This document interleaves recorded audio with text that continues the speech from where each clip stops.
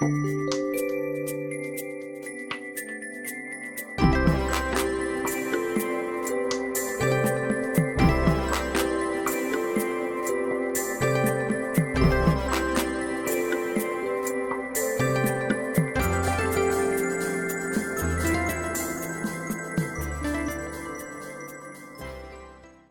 Pisces. Welcome to Pandora Astrology's monthly horoscope for January of 2023. We are the astrologers of Pandora Astrology. I'm Jamie Kell Miller. I'm in Berkeley, California. I'm Julie Mijas in San Francisco, California. Right now, let's take a look at January for you, Pisces. I do want to start with two of our favorite asteroid goddesses, which is to say Juno and Ceres. And here's Juno at the beginning of the month here in your first house, but she's been here since July. So it's kind of old news. I'm not going to say more about it now. I will say that she, on January 12th, moves on ahead into Aries, a new sign, for the first time since, oh gosh, months ago, half of last year, and now entering into your second house, where she is going to be for the next couple of months to come. And Juno is a social creature. Juno is the asteroid goddess of marriage, of committed relationships, partnerships. And wherever Juno travels in your wheel, you want to bring collaboration and partnership to this domain. She is entering into the house of money, among other things, also a house of the body and things related to the physical world. This is a very grounded house. So when Juno comes into your second house, you want to get your relationship more grounded in physical reality. It's a really good time to get, your bills shipshape, to get better organized in general, but particularly around your money, to look into how you could, maybe do more cooking together, eat together more, and be eating in ways that really work well for you and your partner and everyone in your household. So this Juno is definitely ready to be cooking up a storm, I'd say. Then the next thing I want to tell you about is Ceres, and she is in Libra, has been in Libra for a little while, not very long, really just a couple of weeks. And she's going to be in the 8th house all month because she's presently slowing down, getting ready to turn retrograde in this sign early next month, February. So it's time to get ready for a financial rebalancing period.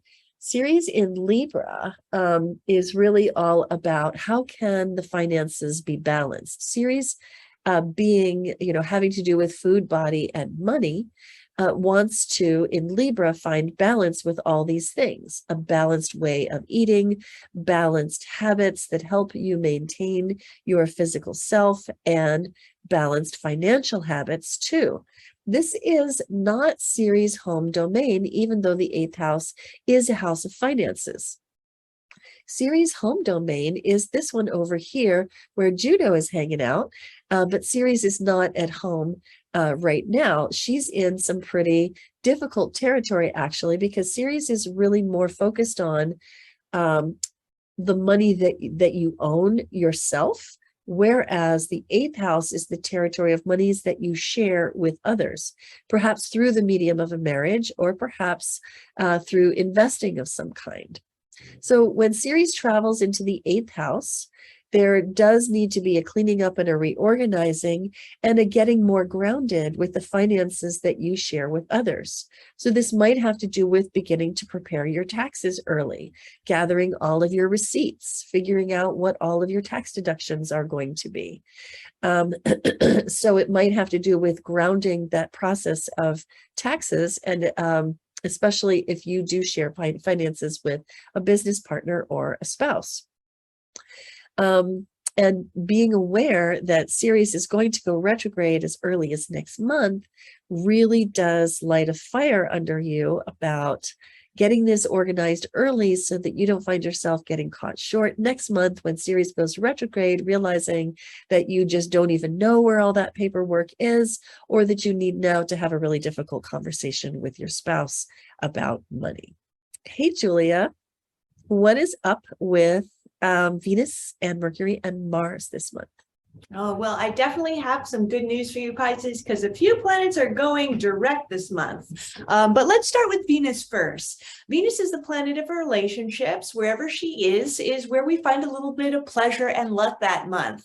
And Venus is moving pretty fast now because she's going to cross over 3 signs. For just one day, the first day of the month, Venus is going to be in your 11th house. And, this is actually a really nice placement for January 1st, because this is usually a time of celebrating the new year with friends, and Venus in the 11th is all about enjoying your friendships. Then by January 2nd, Venus enters your 12th house. So after the holidays, after New Year's celebration, you might just want to spend some time by yourself for most of the month. The 12th house is one of the most isolated houses. If you have a partner, then you might be enjoying your relationship more in just you two. Maybe you guys want to go to an isolated place together, go visit a park together, be out in nature, or maybe just cuddle up on the couch, sort of away from all the people after all of those celebrations. Then on January 26th, Venus enters your first house, and that's going to be for about the last week of the month. And this is a wonderful transit, especially for the single Pisceans out there, because Venus in the first house is a wonderful time to date. The first house is the house of self. And when Venus comes in here, it's a great time for just looking really, really good. If you want to do anything to sort of change your appearance now, whether that's get your hair done or go out shopping for a new outfit, this is a great time to do it, and a great time to just get noticed for your looks more. Now, Mercury has been retrograde. He starts the month retrograde, and this has been taking place in your 11th house. So Mercury is the planet of communication and mentation, and wherever we have Mercury is where we're really preoccupied. So this retrograde cycle starting in your 11th house of friends might mean that you've had a lot of miscommunications with your friends lately. You've been having good times with them, but maybe you guys are just kind of not on the same page when it comes to communication. Now, since the 11th house also represents our goals in life, you might be finding that early on in this month, you might need to review some of your New Year's resolutions too. Maybe you think you should be focusing on losing some weight, or maybe, picking up things in your career. But, give it a couple of weeks, because you might find that you're kind of going back over on some of the goals that you've been planning for yourself. Now, on January 7th, Mercury exactly conjoins the Sun while retrograde. We call that Lesser Epiphany Day because Mercury is retrograde, versus Greater Epiphany Day when Mercury is direct. That'll be later in the year. But any of these Epiphany days are times of insights and revelations. And since this is happening in your 11th house of friends, groups, and long-term goals, you could be having some aha moments, some clarity in defining what some of your long-term goals are, or maybe around miscommunications you've been having with your friends or in any groups you're a part of. And then finally, on January 18th, Mercury goes direct. And then all of these, issues Mercury has been giving us, maybe it's been technical snafus in your life. Maybe it's just been, travel plans which have been going haywire and miscommunications. Those will all start to get a lot better from the mid-month onwards to the end as Mercury picks up some speed. And then my last bit of good news for you, Pisces, is that Mars, the planet of action and activity, which has been retrograde in your 4th house of family and home for the past few months, is finally going to go direct this month. So Mercury has been doing this cycle. Mars has been doing this cycle. And when Mars is retrograde, it's a time where we get extra frustrated. And we might have to redo some of our actions, which are represented by Mars. It's just a good time of redoing. In the 4th house, if you've been making changes to your home in the past few months, you might have to go back over some of those changes, or you may have had a lot of emotional confrontations with the people you live with or with your family members. But by January 12th, Mars finally goes direct, which means these issues are going to start clearing up a little bit more, and you can just start making some forward progress around the home. And then we won't have Mars retrograde for another 2 years. So that's always good news. And did you have something to tell us about the moons, Jamie? I sure do. Let's go to January 6th, which is where the first of this month's moons is happening. It's a full moon in Cancer, falling right here in your 5th house with Pallas Athena, asteroid goddess of wisdom. This is a very emotional moon, but also a very nurturing and caring and feeling moon. Moon at home here in the sign of the mother, which is what the moon is. Opposite, though, to the Sun and Mercury here in Capricorn in your 11th house, much more stoical, logical, and tough even, really. And so there's this balancing act going on here between you feeling, really feeling emotional and maybe having like some tantrums. I could even say, like, the 5th house is a house of self, it's a house of identity, it's a house of expression. And so when the moon is there and it's a full moon, it's kind of hard not to like express those emotions. And then you might find yourself being balanced by some logic coming from your friends.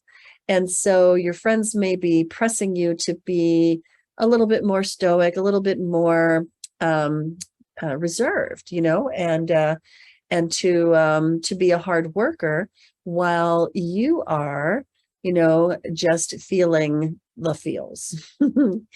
And there's a tie-in with Chiron and Uranus during this moon. And to find out more about it, you should definitely check our YouTube channel, Pandora Astrology, and find the moon video in our January 2023 news playlist.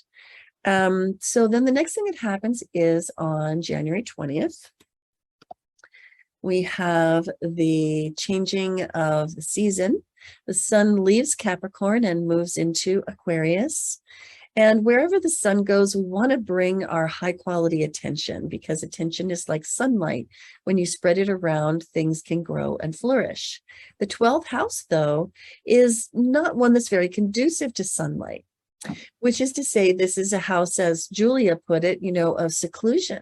It's a very private house. It's a very deeply introverted house. It's a house of retreat. It's even a very spiritual house. So when the sun comes into this house, you might find yourself shining a light into the corners of your psychology that you don't usually look at. And getting to know one's shadow is never a bad idea.